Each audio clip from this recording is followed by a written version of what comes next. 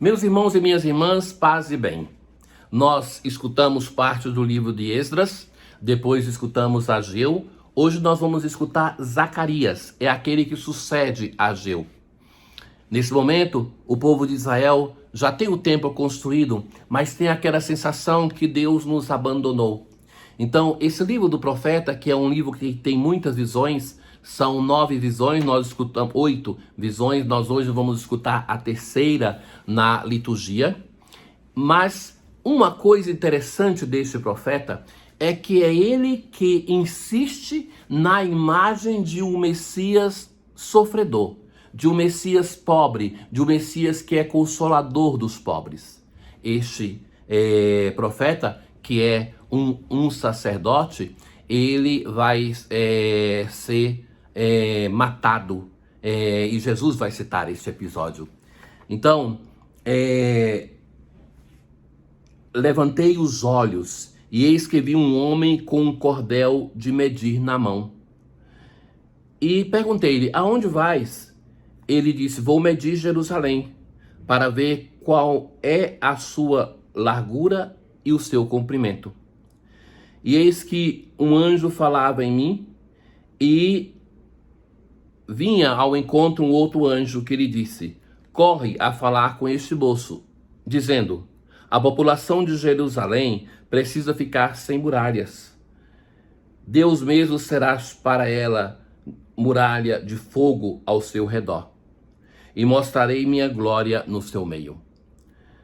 Então, é o Senhor que anuncia que naquela cidade, veja que este tema já estava presente em Ageu, e que ele volta com força em Zacarias. Que a cidade de Jerusalém, que os outros povos iriam chegar para construir o templo, para adornar o templo, então que esses povos estão chegando. Que o muro não vai poder mais conter tanta gente que vai chegar. Esse sinal de uma Jerusalém que se abre para os outros povos, para nós cristãos, ela se realiza profundamente em Pentecostes. É ali que os outros povos são acolhidos na diversidade das línguas, povos e nações. Lembra o Pentecostes que todos entendem os apóstolos falando na sua língua, que é realização das profecias que vem se acumulando. Esse desejo de uma abertura para os outros povos.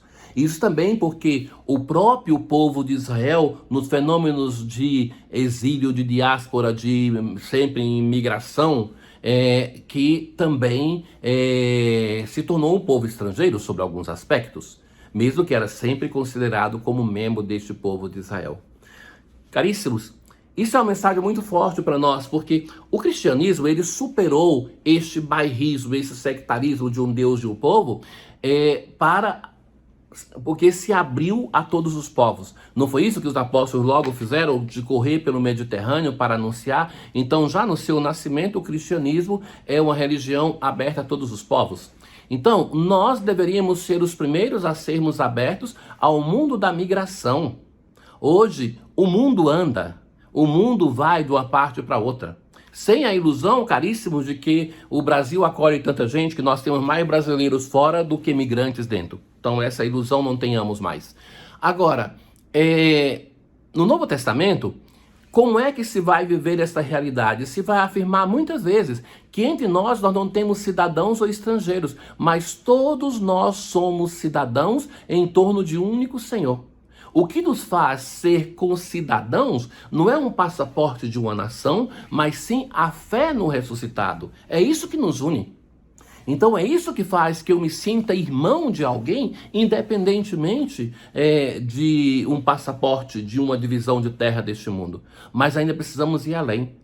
Qualquer um que se aproxima, independentemente da religião, para que não entendam o que eu estou dizendo, que só devemos acolher os católicos, os cristãos, qualquer um que se aproxima, este é o meu próximo, este é a imagem de Deus, este é o meu irmão, a minha irmã. Então, o texto hoje de Zacarias termina com um belíssimo hino. Rejubila, alegra-te, cidade de Sião. Eis que venho para habitar no meio de ti, diz o Senhor. Não só os povos virão, mas com eles o próprio Senhor está chegando, vem habitar no meio de Jerusalém. Deus está com o seu povo. Jerusalém é a cidade da paz porque é a morada de Deus. É ali que todos os povos encontram a sua paz. Muitas nações se aproximarão do Senhor naquele dia e serão o seu povo. Vejam que novidade. Essas nações que chegam a Jerusalém se tornam o povo de Deus. Não mais somente Israel, mas todos os povos que chegarão se tornam um povo de Deus. Habitarei no meio de ti. Hoje no Evangelho, nós temos logo um outro anúncio da paixão. Então, todos estavam admirados com as coisas que Jesus fazia. Sabe que às vezes eu me coloco a pensar nesta humanidade de Jesus, na beleza do homem Jesus. Tem um autor que vai dizer assim: somente Deus poderia fazer um homem ter um filho tão belo. Então, este homem Jesus é tão belo que é divino, Então, o que ele era, o que ele fazia, chamava a atenção das pessoas. Então as pessoas estavam admiradas. Dizer admirada está dizendo assim, está contemplando a maravilha de Deus que opera neste homem. Então, esta humanidade de Jesus, prescindindo da sua divindade, mas isso não é possível dissociar, mas apenas como exercício lógico, prescindindo da sua humanidade, da sua divindade, Jesus é um homem belo. Os apóstolos, discípulos de Emaús, sempre me chamam a atenção quando eles vão falar de Jesus para o próprio Jesus sem conhecê-lo. Era um homem bom, Então é isso que está chamando a atenção. E Jesus agora vai dizer aos discípulos, prestai bem atenção às palavras que vou dizer.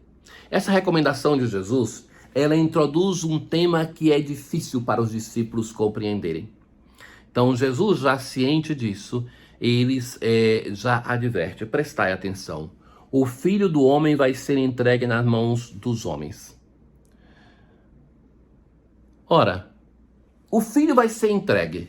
Se vai ser entregue, é passivo, vai ser entregue por alguém. Então, isso em teologia se chama o passivo teológico. Sempre quando aparece o passivo do verbo na Bíblia, então é Deus mesmo que age. Então, é Deus que entrega o seu Filho à humanidade, não para ser matado na cruz, mas para salvar a humanidade. A escolha da morte é humana, mas é Deus que entrega sem reservas até o fim, entrega para entregar. E sabe que se não houvesse esse fato dessa entrega, Deus seria distante para nós. Deus só é próximo, nós cremos em Deus por causa dessa proximidade. Jesus nos permitiu conhecer Deus de verdade. Ora, o Filho do Homem vai ser entregue aos homens. Por que o Pai faz isso? Porque nos ama, porque é gratuito, porque quer o nosso bem, quer a nossa salvação. Então, Jesus vai dizer assim, o Filho do Homem vai ser entregue nas mãos dos homens. É nas nossas mãos que o Pai confia o seu Filho. Mas nos versículos que se seguem, em poucas palavras, nós temos por duas vezes que diz que os discípulos não compreenderam. Depois os discípulos não podiam entender e tinham medo de fazer pergunta. Os discípulos não podiam entender pelo mesmo motivo que Pedro, no Evangelho de Marcos e de Mateus, vai repreender Jesus quando Jesus vai anunciar, depois da profissão de fé de Pedro, o mistério da sua paixão, morte e ressurreição. Os discípulos não podiam compreender porque mudava radicalmente a imagem de Messias que eles esperavam. O Messias poderoso deste mundo. Os discípulos não querem fazer pergunta porque eles vivenciaram aquele momento em que Pedro vai repreender Jesus e que Jesus, então, com tanta seriedade falou com Pedro, coloca-te atrás de mim, Satanás.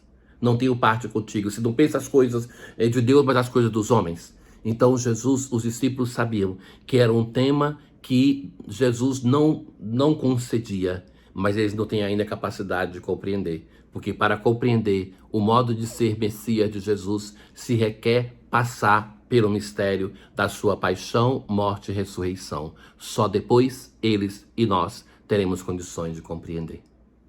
Tenham todos vocês um bom dia.